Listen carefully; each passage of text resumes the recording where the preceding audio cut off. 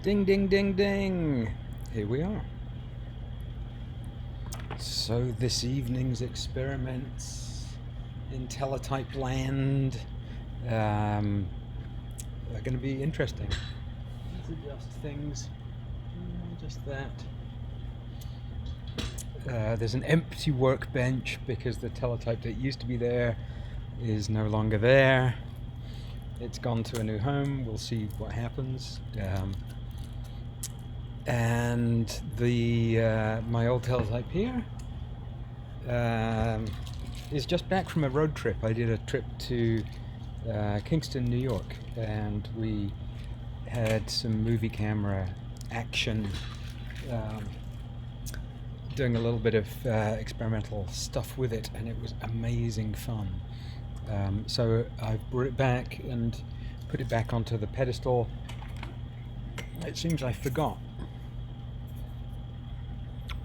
to put on the faceplate, so it doesn't really feel at home unless it's got the faceplate on, so I should do that, which is really easy. But I can see from the front of it I'm missing a screw here and a screw here. This is good, this is good. I should really fix it back on. And Bill, I saw your Twitter thing saying you've got horrible noises and it sounds really bad, and I don't know the answer, but maybe something's jamming, or maybe there's like a clutch that's exploded and not clutching anymore. I don't know. I'm sympathetic but not helpful.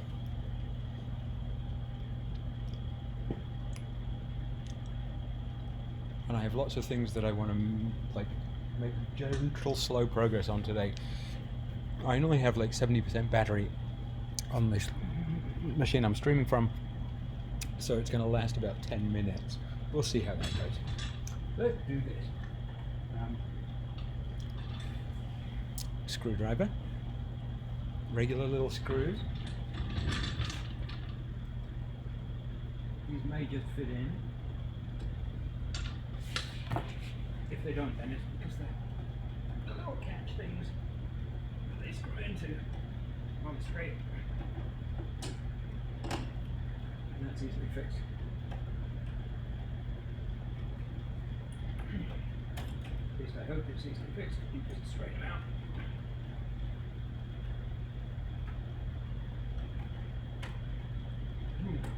That one is less than straight. So I won't put that on because the screw fits into a little one of these that is on the plate, except it's slipped into the wrong position, so I'm just gonna save the screws in my little pot very carefully and slide the thing on, and we'll fix it next time.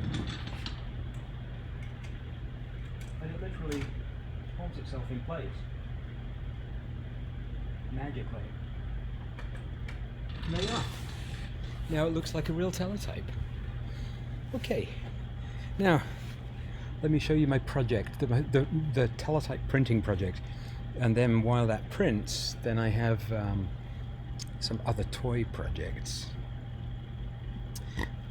So the teletype print project is to print some emojis, and I've printed some of these before.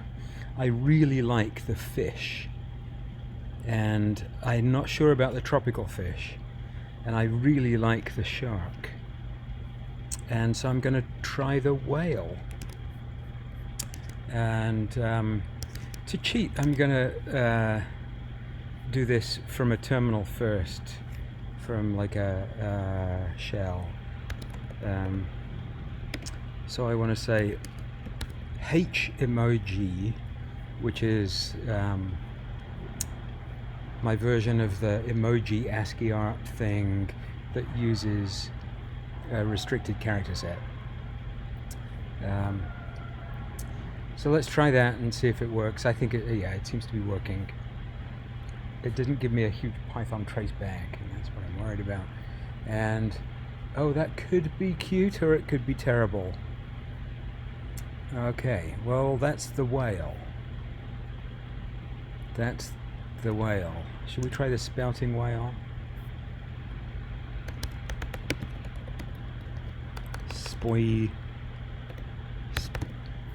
Spouting, if I can spell that correctly. Try spouting whale. Oh no. Wow. This is the funny thing with these names, like, I wonder what about 1F40B? No.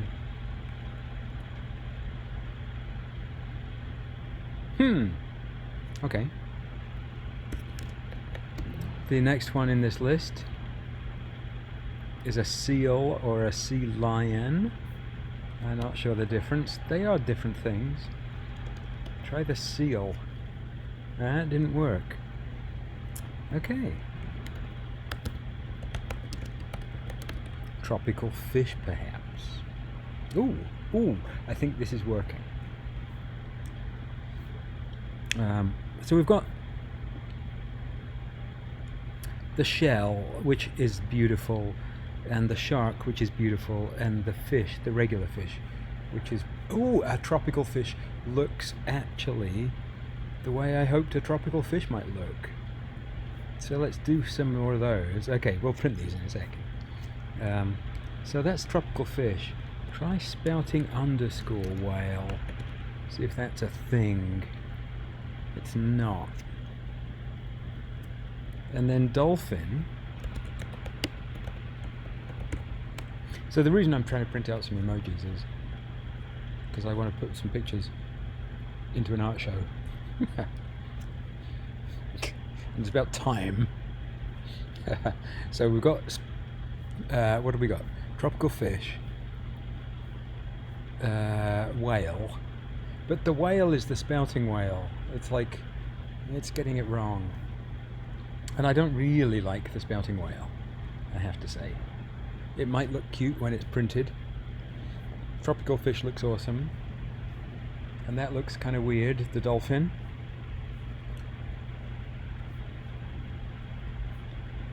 So let's try them on the machine.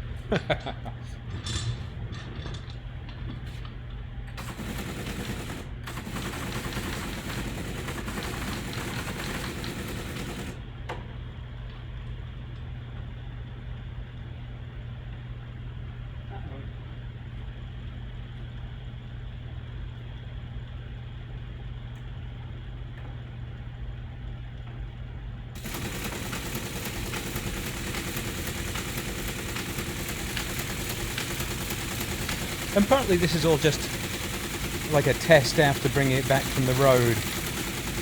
Does it still print right? And of course the magic of the dolphin, of the emojis, is that you get to do overstrike, right? It'll print one line of text, then it'll just rewind with a carriage return and go print the next line. And with a very minimal overstrike, then you get some kind of cool things.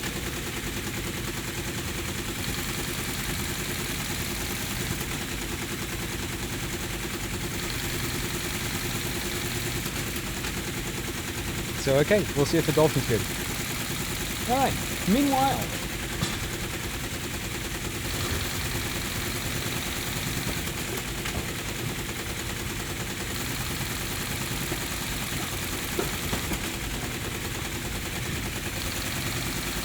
this arrived.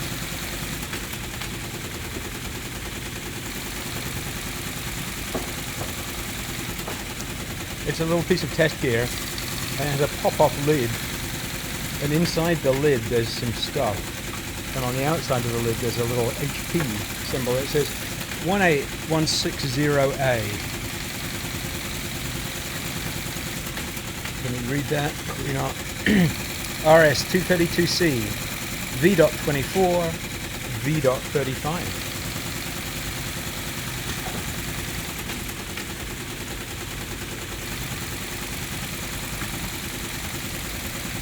And then what this is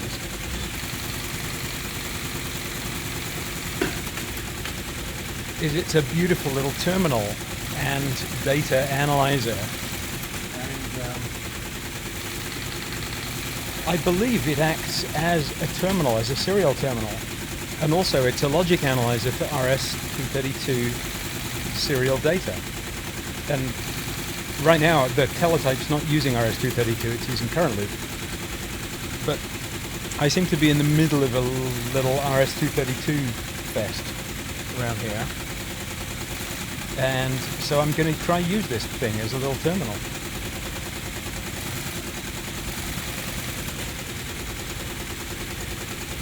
I haven't even powered it on yet, but it's the cutest keyboard. And it's a little, like,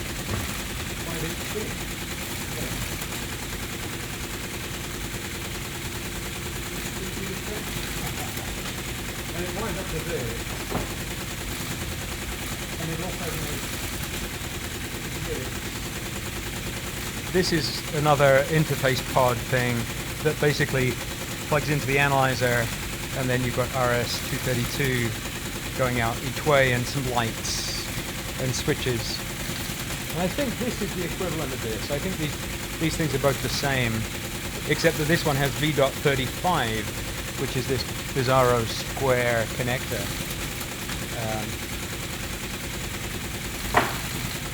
So there's that. There's some fairly heavyweight cables to glue this thing together. I mean, this is a pretty serious, chunky serial cable. And I think I've got 3 or 4 of those. Too many. I mean, some spares, whatever. Oh yeah, let's zoom that thing back out. How does that look? Is that a good dolphin? It's not, really. I mean, it is. It's okay. It doesn't look particularly happy. At least, I wouldn't have said that was a happy dolphin.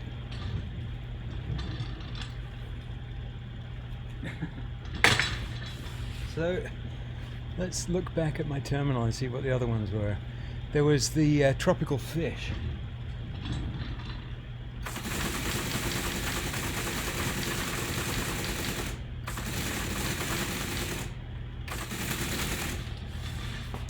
Let's try the tropical fish.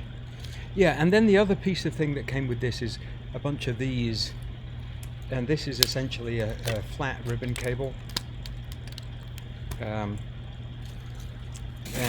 the ribbon cable has something at each end,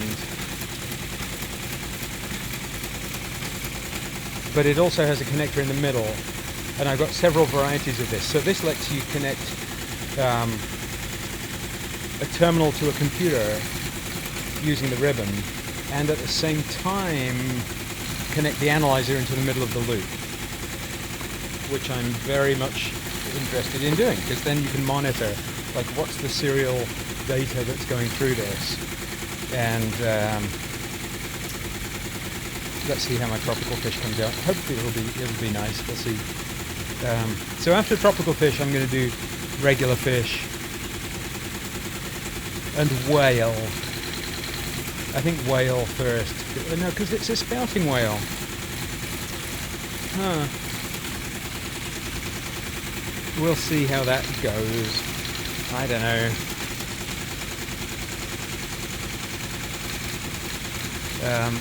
By the way, there are a gazillion more emojis, but I think the marine animals are the best ones. There's reptiles, there's lizards and snakes and things, but I think the marine animals is a good place to start, at least for a first art show. I'm going to cut these out, frame them, submit them for the show, see if anybody takes them seriously. They might hang on the wall. If they get accepted for the show, they'll hang on the wall. And I should do it like a Python, because they're written in Python. Oh look, it's a tropical fish. So, where did I get to? Yeah. So we got this thing, right? Protocol analyzer. Plug in here. It takes one of these plugs.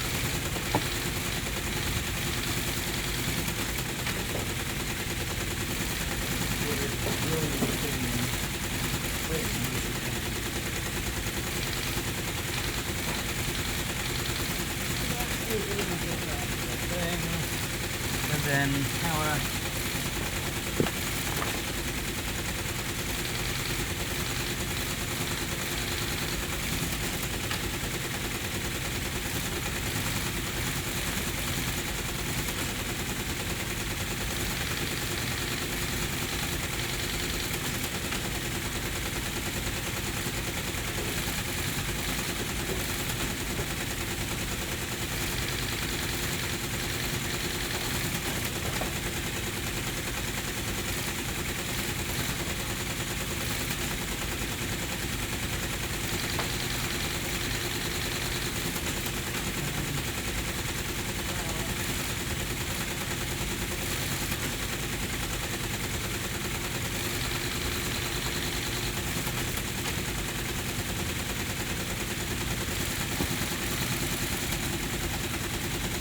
It seems to actually work, like it booted up.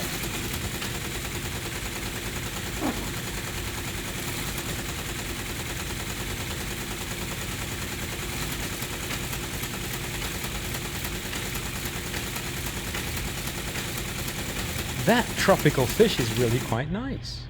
Alright, what was the next one? There was a whale. Let me do the whale. And then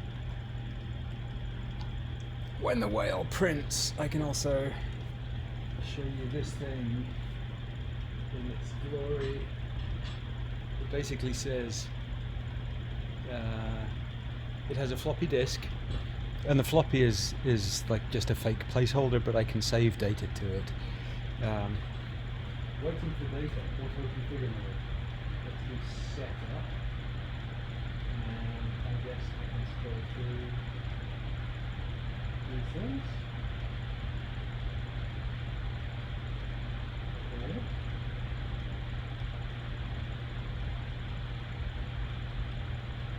SC8. I'm going to do more,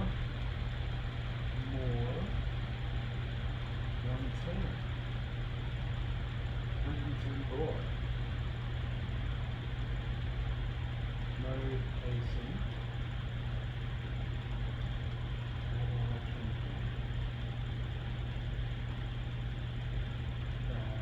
etc. So it's got all these menus, and you can do all this stuff with it. You can monitor, you can basically do like bit error rate testing and so on. So it's an HP-4952, and it seems to work great. And I'm not going to connect it to anything just yet, because my battery's going to run out.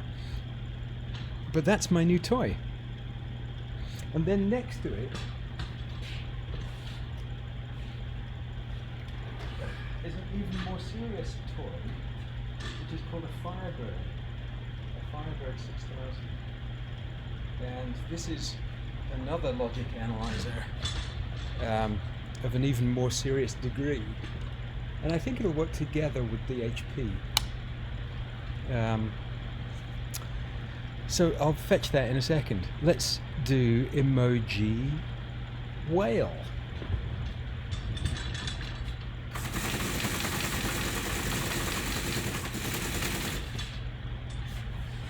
I do like the tropical fish.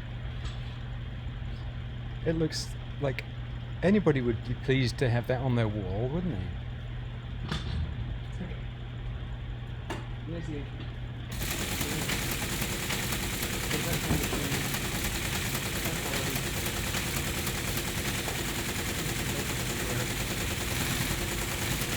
has a CRT, which is the best.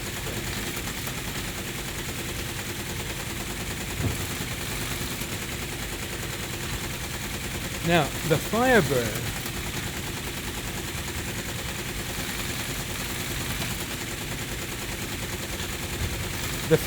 is like a $7,000 machine for protocol analyzing. The HP, I think, is a little cheaper. I don't know. And if you want to debug a T1 connection, then this is what you need. If you want to debug like a long-range serial connection, this is the machine to get. Or it was in 1988, 89, 90, whatever.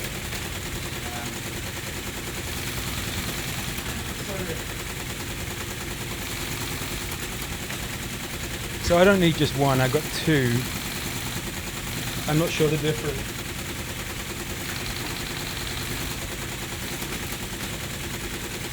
One is a Fireberd 6000 and the other one is a Fireberd 6000A. And basically they have these mainframe style like plug-in modules that go in the back. And there's one. This is a V.35 plug-in module, and you can deal with various variations of the serial signal. V.35 is a balanced serial signal. It's supposed to be able to do fairly long distances, but the connector is just weird. Anyway, this is the plug-in for it.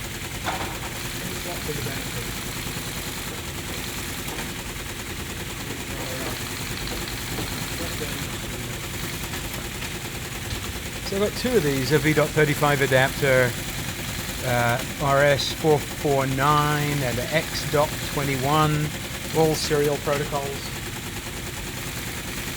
I'm not going to use any of those, but they might be useful.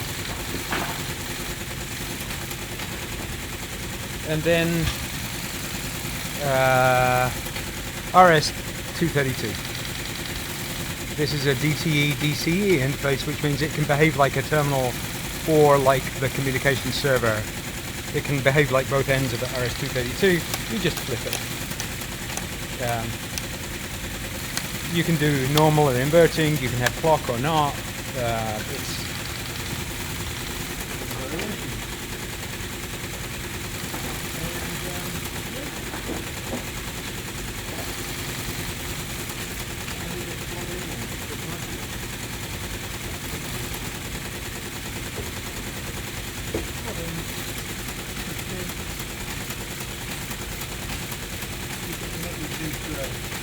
Connect these things to a printer. Yeah, okay, spouting whale. Not my favorite emoji. I'm gonna do a fish because I like the fish, and a shark.